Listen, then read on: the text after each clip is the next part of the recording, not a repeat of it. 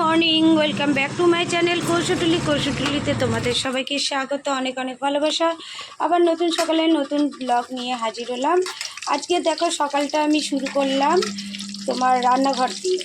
আমার অলরেডি পাঁপড় ভাজা হয়ে গেছে, মুগের ডালও হয়ে গেছে, আর এই দিকে হচ্ছে চা বসিয়ে দিয়েছি। আর দাদাভাই ছেলেকে দিয়ে একটু পাউরুটি আনিয়েছে। আজকে যেহেতু মঙ্গলবারে তো ওই কচুরির কোনো ভরসা থাকে না, কারণ কোনো কোনো দোকানে না পেঁয়াজের তরকারি দিয়ে দেয়। তা মঙ্গলবার যখন আমার বাইরে কোনো নেমন্তন্ন থাকে তখন তো আমি করি না, ঘরেই নিরামিষ খাই আর বাইরে আমিষ খেয়ে নিই। কিন্তু যখন আমি ঘরে থাকি পুরো পরিষ্কারভাবেই মঙ্গলবারটা পালন করার চেষ্টা করি।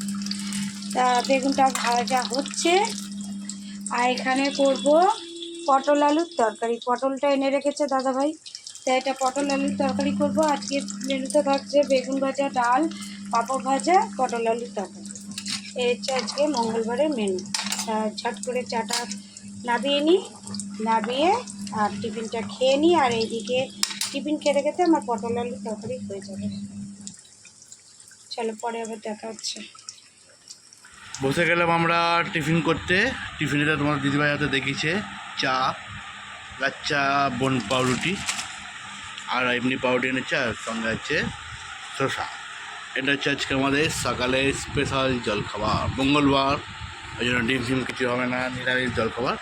চলো গাইস, খাওয়া দাওয়া করে নিই, করে আবার তোলাতে হবে। ঘড়িকাটা এখন বাজে 9:30। কাটায় এখন বাজে 1:15, আর 1:15-তে আমরা খেতে বসে গেলাম। দেখো ছেলেকে দিয়েছি ভাত, বেগুন ভাজা, আমিও বেগুন ভাজা নিয়েছি, আর পটল আলুর তরকারি। আজকে একদম শুকনো শুকনো পটল আলুর তরকারি করেছি, আর সাথে রয়েছে মুগের ডাল আর পাঁপড় ভাজা। এই দিয়ে আমরা লাঞ্চটা কমপ্লিট করব। আর ওখানে চালাতে বললাম একটু অনুরাগের ছোঁয়া, মানে খেতে খেতে একটু অনুরাগের ছোঁয়াটা দেখবো। ছেলে এখন বাংলাদেশ যাওয়ার ব্লগটা দেখছে। আর খেয়ে টেয়ে নিয়ে তারপরে আমি আমার কাজে ব্যস্ত থাকবো।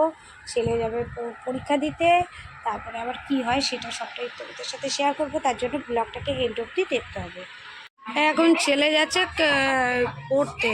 কোথায় রেখেছিস? নিচে রেখেছিস সাইকেল? পরীক্ষা দিয়ে আসলো, এসে একটু রেস্ট নিল, নিয়েই যাচ্ছে পড়তে। আর এরা খেলছে এখানে। ছেলের পড়া আছে বলে পড়তে যাচ্ছে, নাহলে এদের সাথে খেলতো।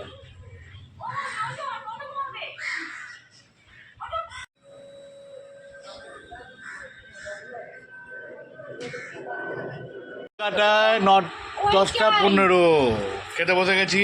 রাতে খাবারে আছে রুটি, পটল দিয়ে আলুর তরকারি, আর হচ্ছে মিষ্টি।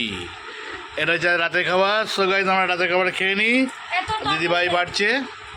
আবার দেখা হবে কালকে নতুন সকালে নতুন ব্লগ নিয়ে আবার হাজির হবো। ততক্ষণ তোমরা ভালো খাও, সুস্থ থাকো।